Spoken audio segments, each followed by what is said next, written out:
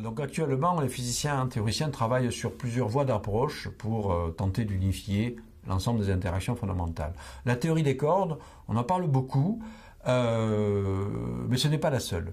Alors, on parle beaucoup de la théorie des cordes parce que tout simplement, elle a rassemblé l'essentiel des efforts théoriques depuis 20 ans de la plupart des physiciens théoriciens. Avec d'ailleurs quelques abus, vous avez quelques grands noms de la théorie des cordes qui ont pris les positions académiques importantes et qui ont fait travailler tous les étudiants là-dessus. Et en dehors de la théorie des cordes, pendant des années, il n'y avait pas de salut pour un jeune physicien théoricien. Bien, c'était dommageable pour d'autres approches très différentes de la théorie des cordes et qui pourtant étaient au moins aussi prometteuses.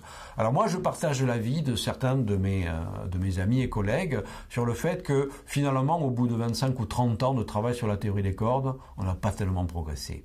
Voilà. En revanche, il y a au moins une autre piste qui se développe beaucoup aujourd'hui, et que je trouve en fait beaucoup plus profonde et beaucoup plus intéressante. Ça s'appelle la gravité quantique à boucle. Alors que cache ce terme un peu compliqué, en fait ça cache en fait une idée plus simple et plus naturelle. C'est la quantification même, quantification, c'est-à-dire la discrétisation de l'espace et du temps.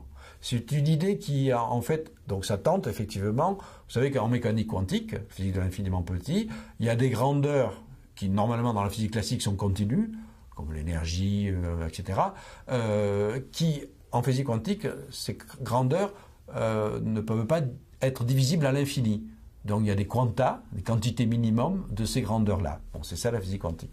On se dit que dans la relativité générale, eh bien la gravitation, qui est donc une interaction, c'est en fait une courbure de l'espace-temps. C'est une propriété géométrique de l'espace-temps.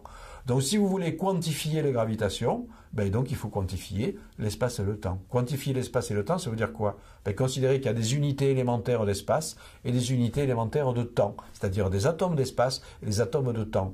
Ça change la perspective du tout parce que ça veut dire qu'on ne travaille plus sur un espace-temps donné, continu, etc., dans lequel éventuellement il y a des dimensions supplémentaires, des cordes qui vibrent, mais on travaille sur une texture non continue,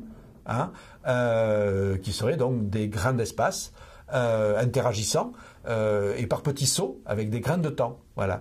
Et cette théorie de la gravitation quantique à boucle ne fait absolument pas appel à des dimensions supplémentaires, mais fait appel en fait à un substrat discontinu de l'espace et du temps. Et aujourd'hui, les premiers résultats théoriques de ce modèle-là sont au moins aussi prometteurs, sinon plus, que la théorie des cordes. Par exemple, ça élimine les singularités, il n'y a plus de quantité infinie lors de l'effondrement gravitationnel pour former un trou noir, il n'y a plus de singularité au Big Bang, donc on imagine qu'il y a un avant Big Bang, avec un univers antérieur qui rebondit sur l'atome d'espace, au lieu de s'effondrer, et donne lieu à d'autres cycles d'univers, et tout un ensemble de résultats extrêmement intéressants.